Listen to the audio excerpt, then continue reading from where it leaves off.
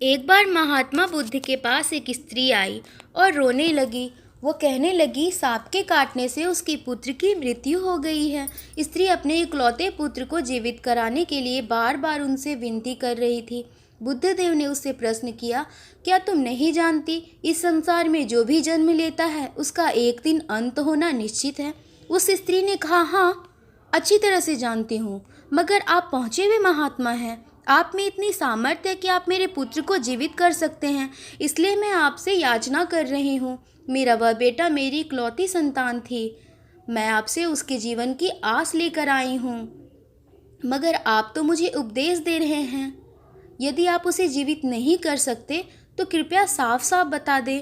बुद्धदेव ने जान लिया कि पुत्र वियोग में शोकमग्न इस स्त्री को समझना बहुत ही कठिन है। उन्होंने कहा, ठीक है, मैं तुम्हारे पुत्र को जीवित कर सकता हूँ। मैं इसके लिए प्रार्थना करूँगा, मगर तुम्हें इसके लिए एक काम करना होगा। तुम किसी घर से राई लेकर आओ, लेकिन एक बात का ध्यान रखना कि जिस घर से तू राई लेकर आए उस घर में कभी किसी की मृत्यु नहीं हुई हो। स्त्री के मन में आशा का संचार हुआ। उसने सोचा कि राई तो आसानी से प्राप्त हो जाएगी, लेकिन वह जिस घर में जाती वहाँ यही जवाब मिलता कि उसके घर में किसी न किसी की मृत्यु अवश्य हुई है।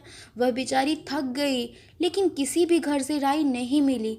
उसे इस बात की समझ आ गई कि मृत्यु अटल एवं असंभावी है और उसका सामना किसी न किसी दिन हर एक को करना पड़ता ही है।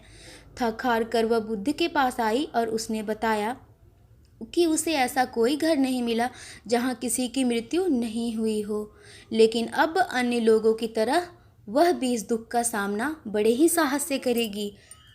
Thank you guys. वीडियो पसंद आया हो तो like, comment, share and subscribe करना बिल्कुल ना भूलें।